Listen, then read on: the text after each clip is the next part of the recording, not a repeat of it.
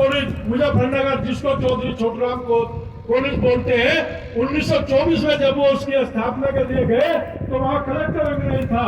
उसने कहा, चौ साहब आप किस कौम के लिए रख रहे, तो खेती करने वाली कौम है। उन्होंने कहा, जब देश आजाद होगा यही कौम इस देश पर विराज करना सीखेगी। मैं इसकी नींव रख रहा हूं। आज परिस्थितियां बदल रही है, एजुकेशन बहुत तेजी के साथ, आज से 10 साल पहले जिस ब्रांच में इंजीनियरिंग की या जिस मेडिकल साइंस की जिस ब्रांच में नंबर 1 होती थी, आज वो ब्रांचें पीछे चली गई है, दूसरी ब्रांचें सामने आ रही है। हर क्षेत्र में बहुत तेजी के साथ बदलाव हो रहा।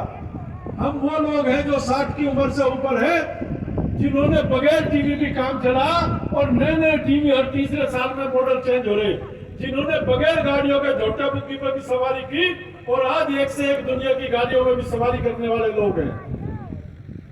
लेकिन जो गांव में छूट गया उसका उद्धार कैसे हो?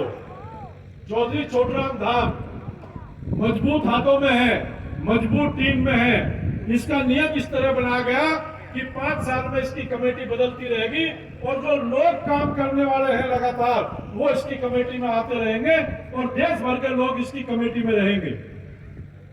ये किसी की निजी तादाद नहीं है। हरियाणा के लोगों से मेरा एक निवेदन है, यूपी वाले न तो मंदिर बना रहे, न गौशाला बना रहे, न धर्मशाला बना रहे, लेकिन जितनी ताकत पिछले 40 साल में आप लोगों ने गौशाला और धर्मशाला में लगाई है और मंदिरों पर लगाई है, अगर उसकी 1/10 ताकत भी हरियाणा के भाई, देश के भाई, तो आप छोड़ दो, इस छोटूराम धाम पर लगा दो, तो ये स्वर्ण मंदिर से बेहतर बन सकता है। इसलिए मैं धन्यवाद दूंगा, दीपक जी ने भी प्रयास किया, अंशुल रोहिल जी ने प्रयास किया, और धन्यवाद दूंगा इनकी माता जी को। जिस परिस्थितियों में इन्होंने बेटे को पाला, और जिस परिस्थितियों में जो इसे दिशा दी, जो आज ये सोच रहा कि मैं 80 करोड़ रुपए हिंदुस्तान में चैरिटी में खर्च करूंगा,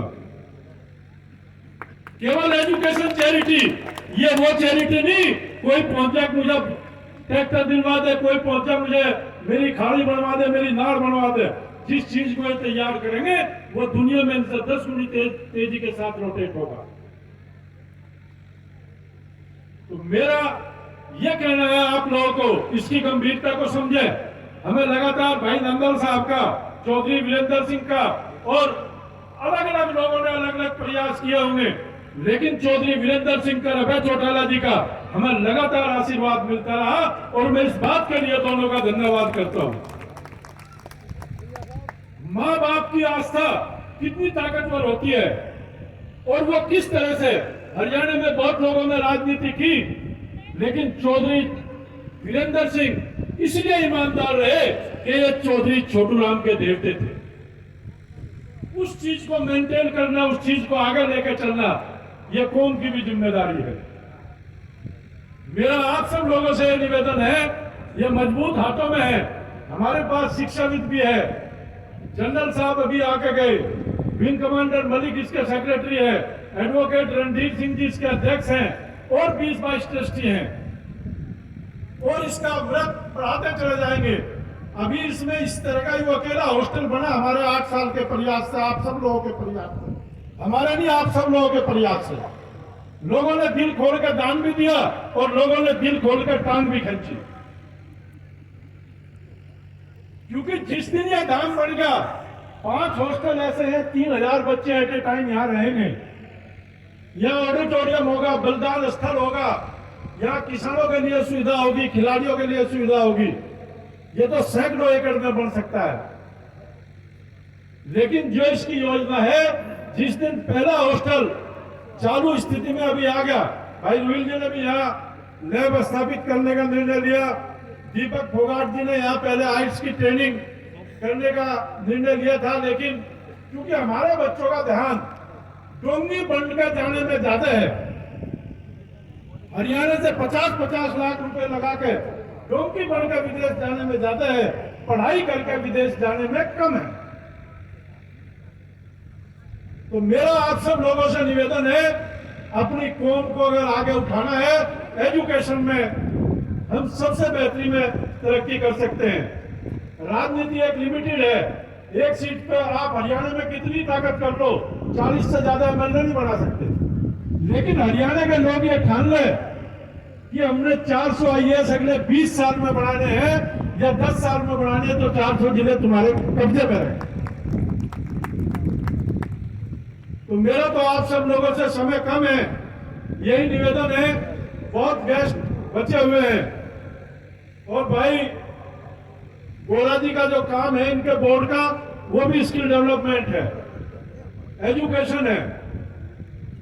तो मध्य प्रदेश में भी हम जैसे ही यहाँ ठीक स्थिति बनेगी, मैंने गोरा जी से भी निवेदन किया कि हम एक बड़ी यूनिवर्सिटी जिस तरह से बनस्थली है, इससे भी बड़ी यूनिवर्सिटी जाटों की एक मध्य प्रदेश में खोले, क्योंकि वहां जमीन सस्ती है और वहां ये राजनीतिक झगड़े भी कम रहेंगे। समाज का इकट्ठा होने का मतलब है, जब हमारा समाज इकट्ठा था तो चौधरी छोटूराम मजबूत राजनीतिक बने। जब हमारा समाज इकट्ठा था तो चौधरी चरण सिंह देश के प्रधानमंत्री बने। जब समाज इकट्ठा था, हरियाणा 10 सीट का राज्य होते हुए चौधरी देवीलाल को देश में नेता मानते थे। समाज बहुत बड़ी ताकत है। तो इसलिए मेरा निवेदन है, कोई भी राजनीति निर्णय न हम करने आए न भविष्य में हमें करना। इस काम में जो लगे हुए, ये भी लिखा हुआ कि जो इसका ट्रस्टी होगा, अगर वो राजनीति करेगा, अगले दिन सुबह उसकी ट्रस्टीशिप खत्म हो जाएगी। बहुत सोच समझ के इसके पायलाट बनाए। तमाम साथियों ने मिलकर आप लोग आस्था और विश्वास रखें। चुनाव 5 साल गुजर गए, 5 साल में फिर आएंगे। जितना ताकत हम पंचायतों में शराब पिलाने में लगा रहे, इतने ताकत हम उसी पंचायत में एक अच्छा प्रतिनिधि ढूंढ ले तो सारी समस्याओं का हल हो जाएगा। तो आप सबका बहुत बहुत धन्यवाद और आप सबसे मैं विश्वास चाहता हूं कि इस कमेटी को पूरा सहयोग दोगे भाई। कमेटी को पूरा सहयोग दो। इसका हर आदमी उसी पद पे है जिस पद पर हम ऊपर वाले बैठे। समाज का हर अंतिम आदमी इसका इतना ही भागीदार है जितने हम भागीदार हैं। आप सबका बहुत बहुत धन्यवाद। जय हिंद, जय जाट, जय भारत।